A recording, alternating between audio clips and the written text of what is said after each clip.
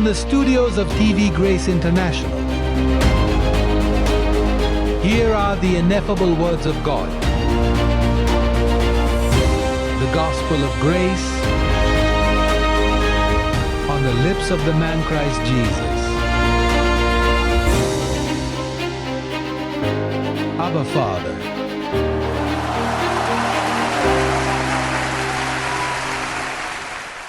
अच्छा, कितने लोग धन्य हैं? लेकिन धन्य कैसे? लेकिन ये गलातियों 3 कैसे कहता है? वह कहता है। तो एक रास्ता है विश्वास का। आस्था वाले कानून वाले नहीं, आस्था रखने वालों को आस्तिक का आशीर्वाद मिलता है। किसके साथ? अर्थात आस्तिक इब्राहिम के साथ। इसलिए यह पता लगाना जरूरी है कि अब्राहम के पास क्या था। खैर, मैं आस्तिक इब्राहिम के साथ मिलकर धन्य हूं, यह देखने के लिए कि वह कौन था। हमें अब्राहम के बारे में अवश्य पढ़ना चाहिए, देखने के लिए उसमें क्या गुण, क्या सुरक्षा, क्या आवरण, क्या समृद्धि थी। भगवान ने उसका साथ कैसे दिया, या यदि ईश्वर ने उसका साथ न दिया, अथवा उसके निर्णयों में क्या प्रक्रिया थी। चलिए देखते हैं। वह कहता है, तो जो लोग विश्वास करते हैं उन्हें इब्राहिम पर विश्वास करने का आशीर्वाद प्राप्त है। अरे, जब मैंने वो पढ़ा आस्तिक इब्राहिम के साथ, मैं हवाई जहाज पर आया और मैंने कहा आस्तिक के साथ, अरे हमें इसका पता लगाना होगा इब्राहिम के पास क्या था, क्योंकि यह एक इकाई है, यानी आस्था वाले। खैर, देखें कि इससे पहले का श्लोक क्या कहता है। वह कहते हैं, और लेखन पूर्वाभास कि परमेश्वर अन्य जातियों को विश्वास के द्वारा धर्मी ठहराएगा, उसने इब्राहिम को पहले ही से शुभ समाचार दिया और कहा, तुझ में सब जातियां आशीष पाएंगी। राष्ट्र शब्द याद रखें, जिसके बारे में हमने बात की है। जब हम राष्ट्र कहते हैं तो इसका तात्पर्य इस तथ्य से है कि यह वहां होने वाला नहीं था, यह था कि यह आने वाला था, क्योंकि वह वहां नहीं था। अन्य दिनों तक वह वहां नहीं था। जब यह धर्म प्रचार सामने आया तो इस बात का पता चला, क्योंकि कोई भी चर्च सभी आशीर्वादों से धन्य के बारे में बात नहीं करता है, वे इससे डरते हैं। या क्या कोई पर्दा है जिसे परमेश्वर ने इसलिए डाल दिया है कि वे उसे न देख सकें? लेकिन अपने समय में उन्होंने पर्दा हटा दिया था ना। इसलिए मुझे लगता है कि हमें उत्पत्ति 12 में जाना चाहिए, ये पता लगाने के लिए कि अब्राहम के पास क्या था। उत्पत्ति अध्याय 12।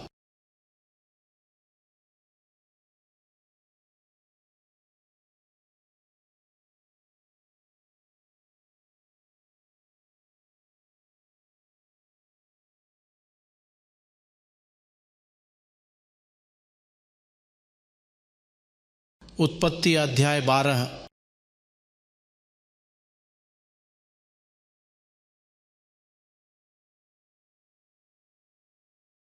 श्लोक 1। परंतु यहोवा ने इब्राहिम से कहा था, आपके देश और आपके भाइयों के पास से चले जाओ। अरे, इसका तात्पर्य यह है कि हमें वहां कुछ विभाजन करना होगा, है ना, परिवार के बीच। भले ही आप एक ही शहर में रहें, लेकिन ऐसा ना होने दें।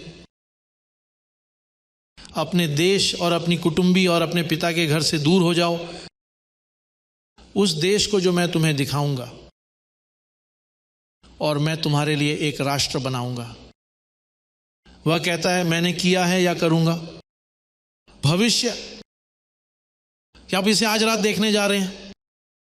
वह एक राष्ट्र है। मैं करूंगा, लेकिन ये मैं तुम्हारे साथ करूंगा। मेरा मतलब है बिल्कुल आपके जैसा। यही कारण है कि आप ईमान वाले इब्राहिम से धन्य हैं। नमस्ते। और मैं तुम्हें बनाऊंगा, वह बीज है। याद रखें कि यह वह बीज है जो हाबिल से आता है, कैन से नहीं, भेड़ियों से नहीं, भेड़ों से। वह एक बीज है जिसे परमेश्वर ने पहले ही पृथ्वी पर डाल दिया है। बात यह है कि पता ही नहीं चला, लेकिन ठीक है, गलातियों में यही कारण है। खैर, हम इसे पार कर चुके हैं, मैं आपको दोबारा इसकी तलाश नहीं करवाऊंगा। वह कहता है, परंतु यदि वे जो मसीह के हैं वे इब्राहिम के बच्चे हैं। यदि आप मसीह के हैं तो आप इब्राहिम की संतान हैं। इसीलिए वो ऐसा कहते हैं क्योंकि वो हमारे दादा हैं, क्षमा करें महान दादा। दादाजी पाब्लो हैं और मैं तुम्हारा पिता हूं।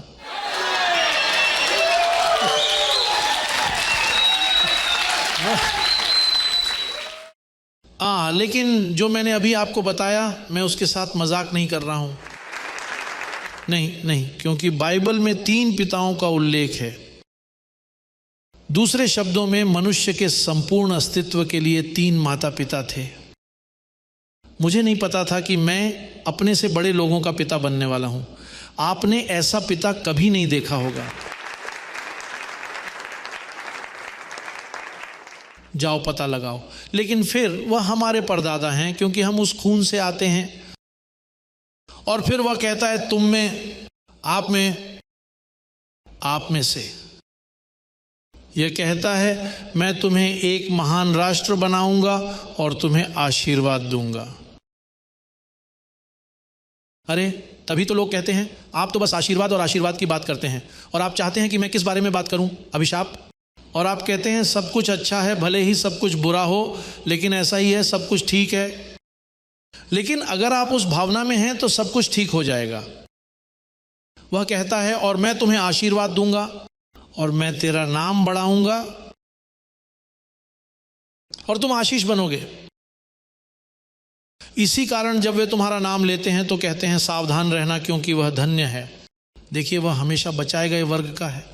आप जहां भी जाएं, जब तक आप खुद को महसूस करते रहेंगे वे हमेशा आपके बारे में बात करेंगे, परंतु वे तुमसे कहेंगे धन्य है, क्योंकि वे वैसे नहीं दिखते।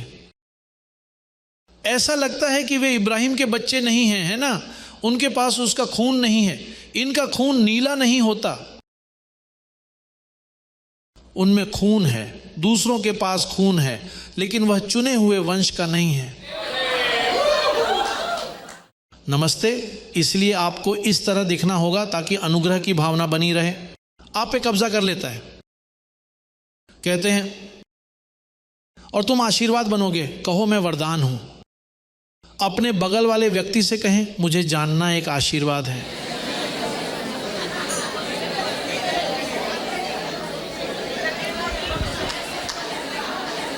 हेलो, अब ये सुनो। नमस्ते। अब कवर को देखो, अब ये चालू है। अब तुम एक आशीर्वाद नहीं हो। अब क्या आ रहा है देखो, ये क्या कहता है। कहते हैं और जो तुझे आशीर्वाद दें मैं उन्हें आशीर्वाद दूंगा, और उन लोगों के लिए जो तुम्हें शाप देते हैं तक उन्हें तुम्हें शाप देने दो। तुम नहीं बल्कि वो। मैं उन्हें श्राप देने जा रहा हूं। क्या आप जानते हैं कि जब कोई आपके खिलाफ जाता है तो क्या होता है? इसीलिए जब मरियम ने अपने भाई का न्याय किया, उन्होंने कहा अरे रुको, यहां शॉर्ट सर्किट हो गया है, क्योंकि उसने शाप दिया। वह तुम्हें देह में जानता था। यह एक खतरा है। सावधान रहें कि आप किसे जानते हैं। यह आपके बहुत करीब हो सकता है। हो सकता है तुम्हें वह पसंद ना हो सकता है कि परिस्थितियां घटित हुई हों और आप इसे प्रत्यक्ष रूप से जानते हो, परंतु यदि वह इब्राहिम की बेटी या इब्राहिम का पुत्र हो, भागने के लिए .com,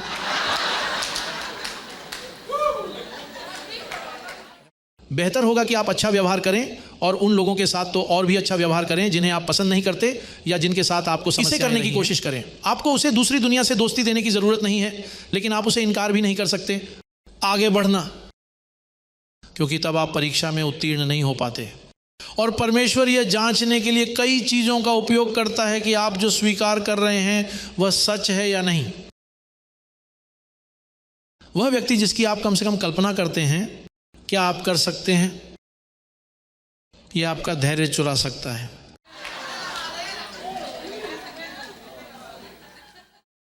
भगवान उपयोग करता है मृत लोग भगवान कमज़ोर बर्तनों का उपयोग करता है,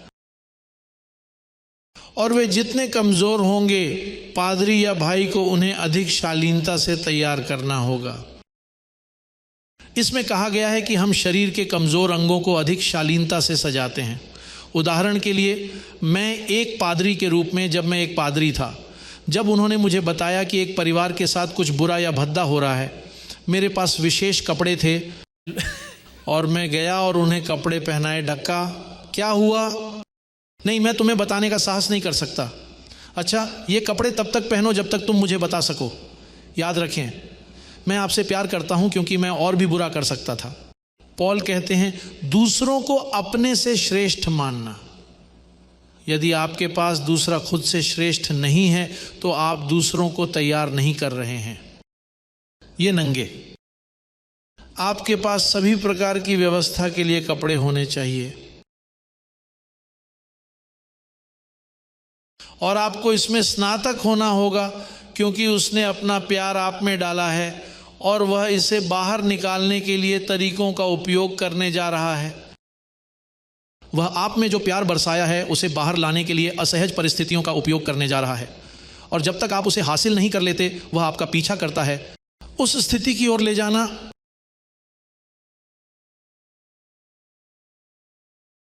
क्योंकि उत्तम बंधन प्रेम है, और यदि आदर्श बंधन प्रेम है और वह आपको पूर्णता की ओर ले जाएगा, इसका मतलब है कि वह आपको अधिकतम तक ले जाएगा ताकि आप प्यार करें।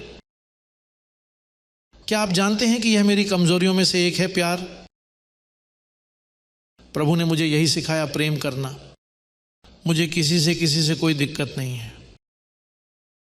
क्षण भर के लिए यह एक समस्या की तरह लगती है और यह एक स्थिति की तरह लगती है, लेकिन अंततः मुझे पता है कि इसे ठीक करना होगा, क्योंकि यह कहता है कि भगवान ने हम पर प्रचुर मात्रा में अपना प्यार बरसाया है। देखो, इसने तुम्हें भर दिया। आपकी आत्मा, आपका खजाना उस प्रेम से भरा हुआ है। आपको किसी से परेशानी नहीं हो सकती। आपको उस स्थिति को ठीक करना होगा।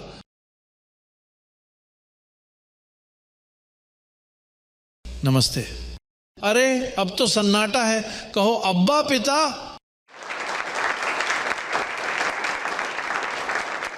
कहो अब्बा पिता।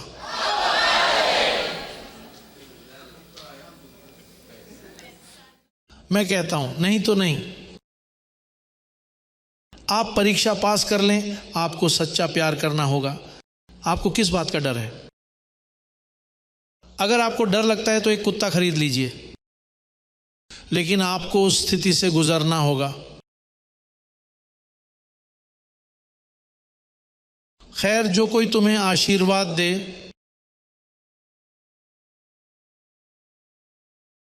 मैं उन लोगों को आशीर्वाद दूंगा जो तुम्हें आशीर्वाद देते हैं, जो तुम्हें आशीर्वाद देते हैं, और जो तुझे शाप देते हैं मैं उन्हें शाप दूंगा। अरे अपने बगल वाले से कहो, मैं तुम्हें आशीर्वाद देता हूं ताकि भगवान तुम्हें आशीर्वाद दे सके।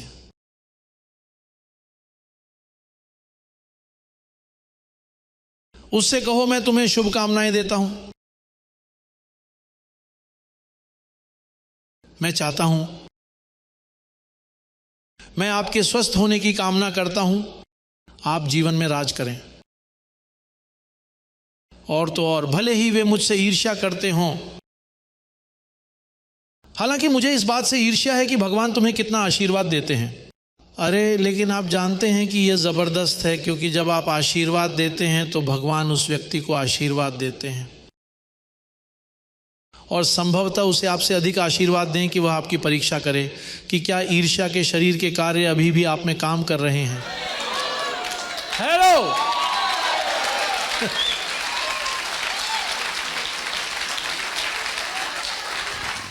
हाँ, क्योंकि पौलुस कहता है, यदि तुम आत्मा के द्वारा शरीर के कामों को मार डालोगे तो जीवित रहोगे।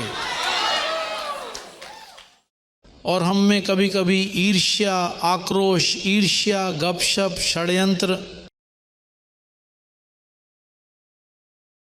द्वेष, गपशप, ये सब शरीर में है, आपकी आत्मा में नहीं। लेकिन चूंकि आप वाहन के मालिक हैं, इसलिए आपको परिणाम भुगतना होगा। तो आपका फर्ज है कि गाड़ी अच्छे से चलाएं ताकि वो कुत्ते आपको काट ना लें। वे जीवन में कब तक राज कर रहे हैं? मैं जीवन में राज कर रहा हूं। देखो, मुझे किसी भी तरह की कोई चिंता नहीं है, मुझे किसी बात की चिंता नहीं है, बल्कि मैं अपना ख्याल रखता हूं। ये एक समझौता है, हम समझौते की बात कर रहे हैं। आइए देखें इब्राहिम ने और क्या किया।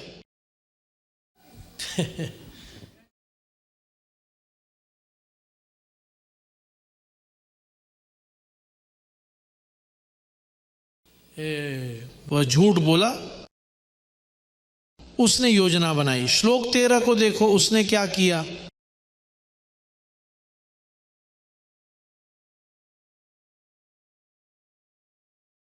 खैर, आइए श्लोक 11 से पढ़ें ताकि हम समझ सकें कि उसने झूठ क्यों बोला। और ऐसा ही हुआ, जब वह मिस्र में प्रवेश करने पर था।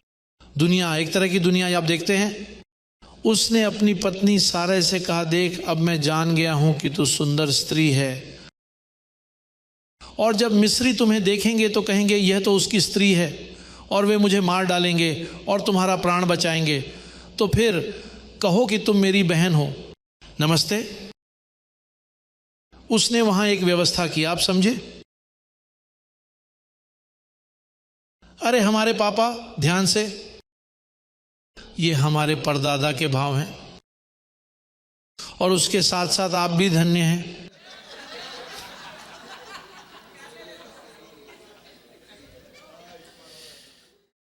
इसलिए अब कहो कि तुम मेरी बहन हो, इसलिए कि तुम्हारे कारण मेरा भला हो और तुम्हारे लिए मेरी आत्मा दीर्घायु हो।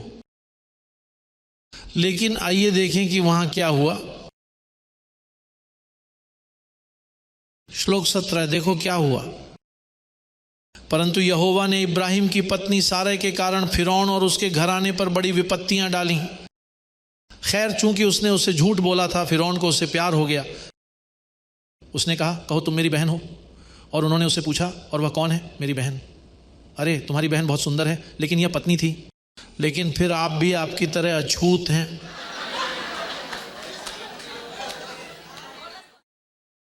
फिर उसने उससे कहा, आयत 18 कहती है, तब फिरौन ने इब्राहिम को बुलाकर उससे कहा, तूने मुझसे यह क्या काम किया है? तुमने मुझे यह क्यों नहीं बताया कि वह तुम्हारी पत्नी थी? आपने यह क्यों कहा, वह मेरी बहन है, मुझे उसे अपनी पत्नी के रूप में लेने की स्थिति में रखते हुए? इसलिए अब तुम्हारी पत्नी यहाँ है, इसे लो और जाओ। तब फिरौन ने इब्राहिम के विषय में अपनी प्रजा को आज्ञा दी, और सुरक्षा उसके साथ थी। वे उसके साथ थे, और उसकी पत्नी उसके पास मौजूद हर चीज के साथ थी। वह इब्राहिम जबरदस्त था। लेकिन वहां उन्होंने एक सबक सीखा। ऐसा लगता है कि उन्होंने कहा, मैं अब कोई योजना नहीं बनाऊंगा। यदि वे मुझे मारते हैं तो वे मुझे मारें, परंतु मुझे सत्य पर चलना है, क्योंकि यही अच्छा होता कि मैं कष्ट उठाता और वे मुझे मार डालते। इन विपत्तियों ने बच्चों को मार डाला है, उन्होंने स्त्रियों को, माताओं को मार डाला है। आधा शहर समायोजन में चला गया एक आदमी की वजह से। क्योंकि तुम एक समस्या हो, धन्य हो, आपको करना है। बात बस इतनी सी है कि हम हैं। देखो, क्या तुम नहीं देखते कि हमारे पास खून है? नमस्ते। हम एक चुनी हुई वंशावली हैं। और फिर जब हम उस तरह से काम करते हैं तो स्थिति जटिल हो जाती है। इसी तरह आप उन्हें कर सकते हैं, लेकिन यह आपके लिए सुविधाजनक नहीं है। तुम्हारे लिए सब कुछ उचित है, लेकिन यह सुविधाजनक नहीं है। अरे, उसे वहाँ ज़बरदस्त परिणाम भुगतना पड़ा। लेकिन हम आशीर्वाद के बारे में बात करना जारी रखेंगे, क्योंकि वह एक अंधकारपूर्ण स्थिति थी जो पहले ही बीत चुकी है। यह हल्की क्षणिक स्थिति थी, क्योंकि अंत में सब कुछ ठीक हो गया था। ये 3 मिनट में हर चीज़ का वर्णन करता है, लेकिन वह महीनों थे समस्याओं से। अध्याय 13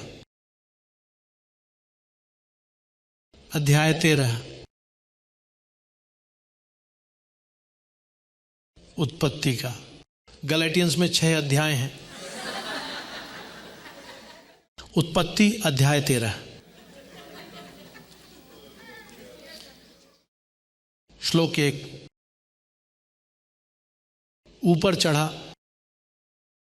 अतः इब्राहिम अपनी पत्नी और अपना सब कुछ और लूत को लेकर मिस्र से नेगेव के लिए निकल गया। और इब्राहिम मवेशियों, चांदी और सोने से बहुत अमीर था।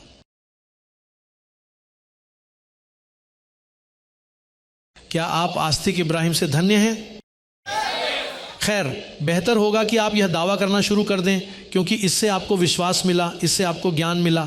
लेकिन अब जब यह आपकी जेब में प्रकट होता है, आपकी चेकबुक में, कहो मैं उस आत्मा का हूं, मुझे बहुतायत मिलती है। क्योंकि यदि आप धन्य हैं इब्राहिम पर विश्वास करने के साथ, फिर दूसरी चीज़ को आने दो। अपने स्वर्गदूतों से बात करें, झूठी विनम्रता का प्रयोग ना करें। मत कहो ओह मैं बहुत विनम्र हूँ। नहीं नहीं नहीं, यदि एक बात सत्य है तो दूसरी भी सत्य होनी चाहिए। नमस्ते, इसका दावा करो, इसे स्वीकार करो। अपने बगल वाले को बताएं मैं इसे आपके लिए प्राप्त करता हूँ। उससे कहो मैं इसे तुम्हारे लिए प्राप्त करता हूँ। कहते हैं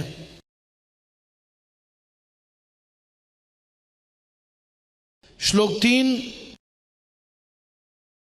पद 3, और वह नेगेव से अपनी यात्रा पर लौट आया बेतेल की ओर, उस स्यान पर जहां उसका पहले तंबू था, बेतेल और ऐ के बीच में, और उस वेदी के स्यान तक जो उसने पहले वहां बनाई थी। और वहां इब्राहिम ने यहोवा से प्रार्थना की। लूत भी जो इब्राहिम के साथ था। बताओ तुम किसके साथ हो, और मैं तुम्हें बताऊंगा कि तुम कौन हो। वह कहता है वह इब्राहिम के साथ था, उसके पास भेड़ें, गायें और तंबू थे, और भूमि उनके एक साथ रहने के लिए पर्याप्त न थी, क्योंकि उनकी संपत्ति बहुत अधिक थी और वे एक ही स्थान में नहीं रह सकते थे। उसकी संपत्ति क्या थी?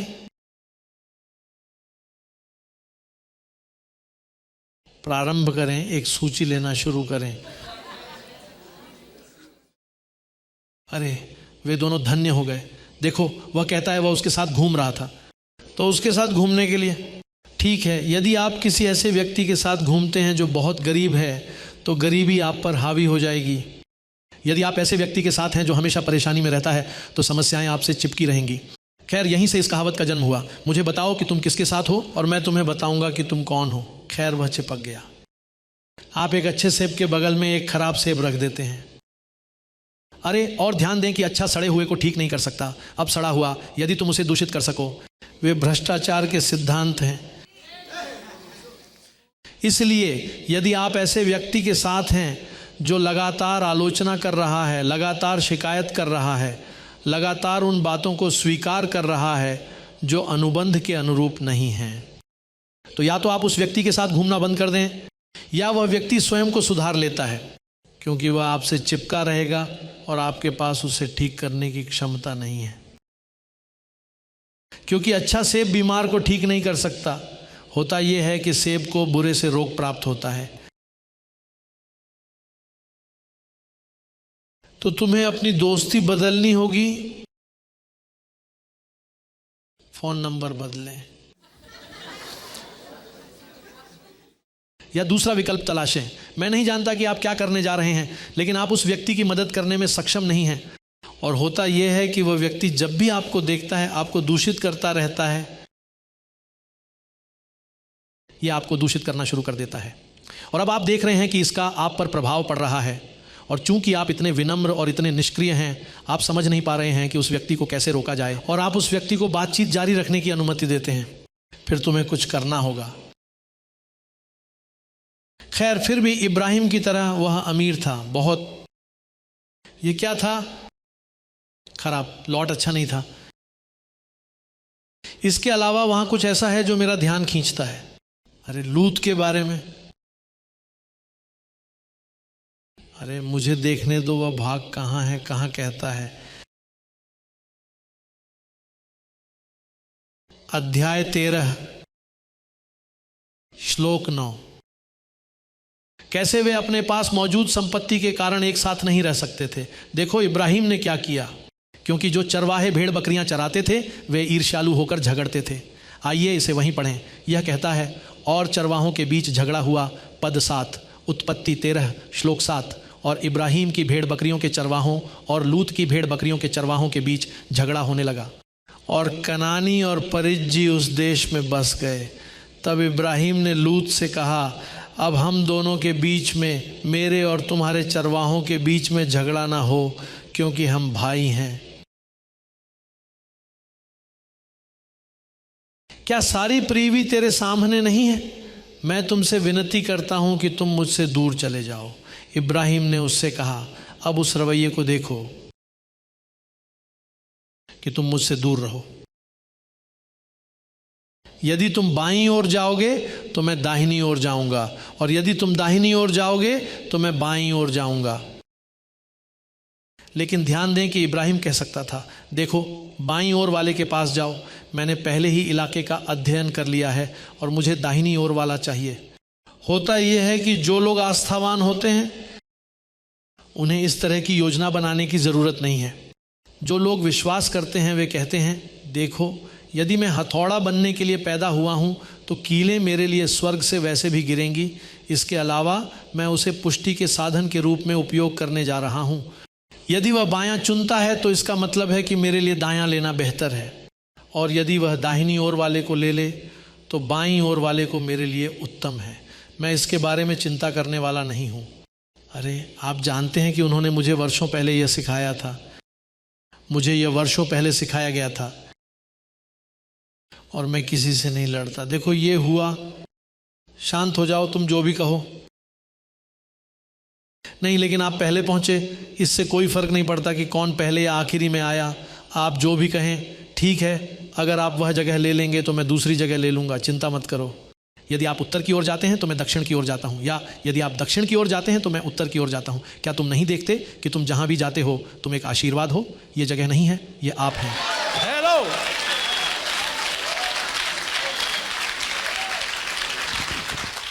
वैसे आप जानते हैं कि क्या हुआ था? ऐसा लगता है कि लॉट ने रियल एस्टेट का कोर्स किया था और उसने समतल भूमि देखकर कहा, यह समतल है, जो बचा है वह पहाड़ी है।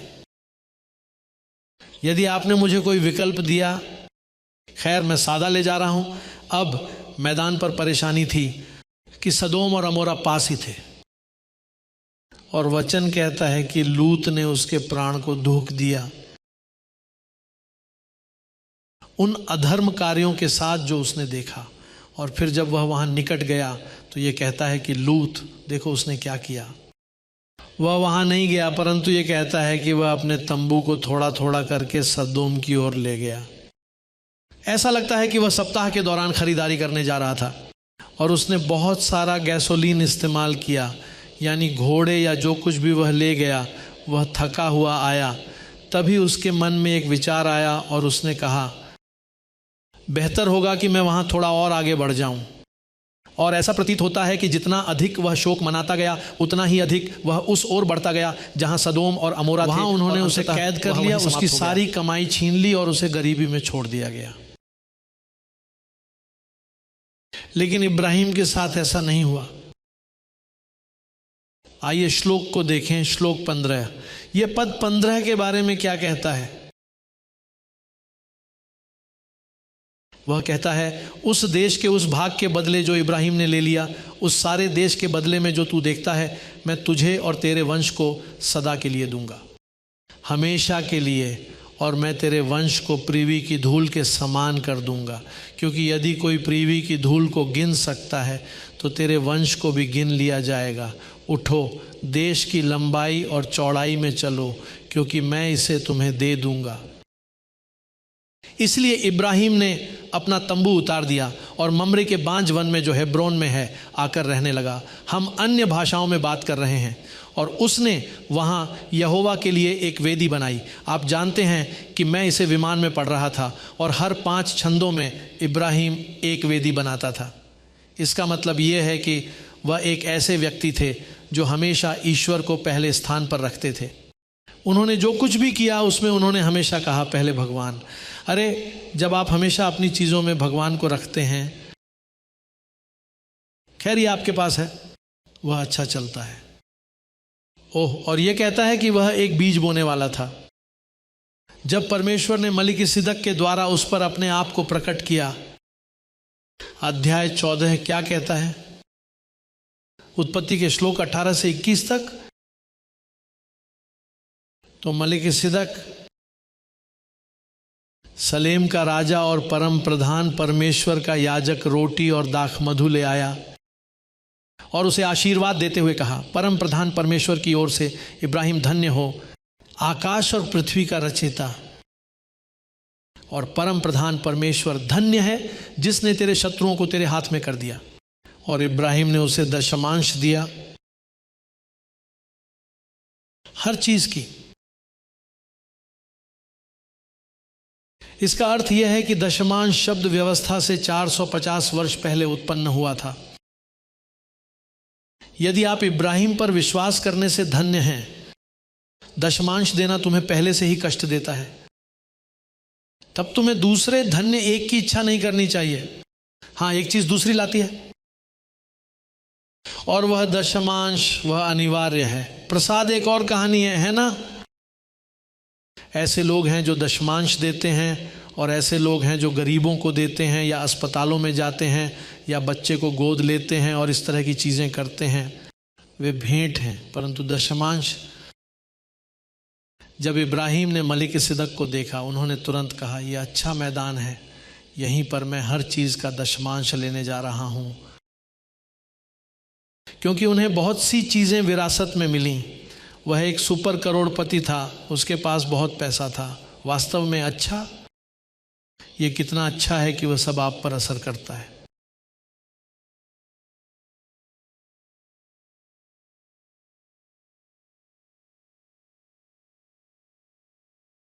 उत्पत्ति का अध्याय 14 श्लोक 22 से 23वां। और इब्राहिम ने सदोम के राजा से कहा, मैंने अपना हाथ परम प्रधान यहोवा जो आकाश और पृथ्वी का रचयिता है उसकी ओर बढ़ाया है कि सूत से लेकर जूती के पट्टे तक जो कुछ तेरा है उसमें से मैं कुछ भी न लूँगा। ऐसा ना हो कि तू कहे मैंने धनी कर दिया।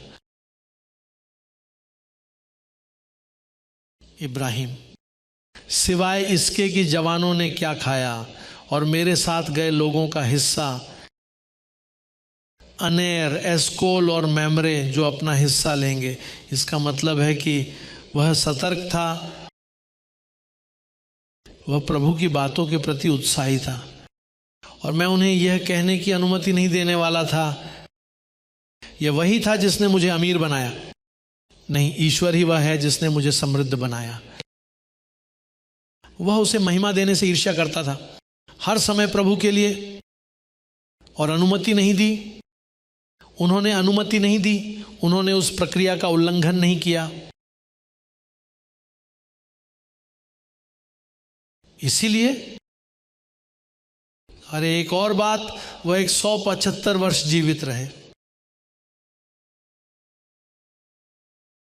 नमस्ते। क्योंकि जिनकी ऐसी वृत्ति है वे कहते हैं, देख लेना चाहो तो बाईं ओर की भूमि ले लो। वे निम्नलिखित के बारे में चिंतित नहीं हैं, यह मेरा जो कुछ है उसे छीनने वाला है, इसलिए मैं उससे बचने की योजना बना रहा हूं, क्योंकि वह पुराना हो जाएगा। और वह 175 वर्ष जीवित रहा, स्वस्थ, परंतु स्ट्रेचर पर नहीं जहां उन्हें उसे पानी देना था। वह स्वस्थ था। क्योंकि ऐसे लोग हैं जो कई वर्षों तक जीवित रहते हैं। और तुम्हारे पापा कैसे हैं? वह 99 वर्ष का है। अरे हाँ, और वह कैसा है? ओह ठीक है, वह देख रेख में है, नर्स। उसे हर दिन उसकी देखभाल करनी होती है और उसकी ज़रूरतों में उसकी मदद करनी होती है। इसके लिए वे उसके लिए एक प्लेट लाते हैं और उन्हें उसे दवा का इंजेक्शन लगाना होता है। इब्रानियों की पुस्तक का अध्याय 11 आयत 8 और 10। विश्वास से इब्राहिम बुलाए जाने पर उसने उस स्थान पर जाने की आज्ञा मानी जो उसे विरासत में मिलना था, और यह जाने बिना कि वह कहाँ जा रहा है चला गया। विश्वास के कारण ही वह प्रतिज्ञा किए हुए देश में परदेशी के समान रहने लगा, और इसहाक और याकूब के साथ जो उसी प्रतिज्ञा के संयुक्त वारिस थे तंबुओं में रहने लगा, क्योंकि वह उस नगर की प्रतीक्षा कर रहा था जिसकी नींव, जिसका वास्तुकार और बनाने वाला परमेश्वर है। अरे वह इस शहर का इंतजार कर रहा था, लेकिन वह इसे प्राप्त नहीं कर सका, क्योंकि वह भविष्य के लिए था। यह कहता है आप में सभी को आशीर्वाद मिलेगा। भविष्य की बात करें तो, अरे और क्या आप जानते हैं कि आप कहाँ हैं? आप उस शहर के निर्माता के साथ हैं। नमस्ते। शहर निर्माता, आप शहर हैं, कहो मैं शहर हूं। जब तक आप इसे कबूल नहीं करते तब तक देवदूत आपको जोड़ने वाले नहीं हैं। जब आप समर्पण करते हैं, जब आप अपने आप को पूरे दिल से समर्पित करते हैं। आज एक धन्य महिला मेरे पास से गुजरी जिससे मैं बहुत प्यार करता हूं। वर्षों से मैंने उसे हमेशा यहीं देखा, मुझे सौंप दिया गया है, प्रस्तुत कर दिया गया है। यह सुनकर मुझे बहुत अच्छा लगा, क्योंकि इसका मतलब है, उदाहरण के लिए, जब आप एक बच्चे को किनारे पर रखते हैं और उसे कहते हैं नीचे कूद जाओ, और फिर बच्चा तुम पर भरोसा करता है, शिशु ये हरकत करता है, अरे ये कितनी निर्दयता होगी कि तुम आकर उसे सामने ही गिरा दो। क्या यह सच है कि तुम में साहस नहीं है?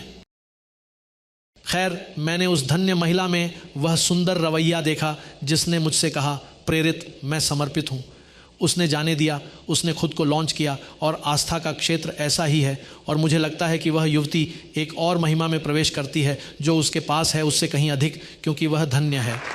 चलो भी सहन करना, आस्था की आत्मा।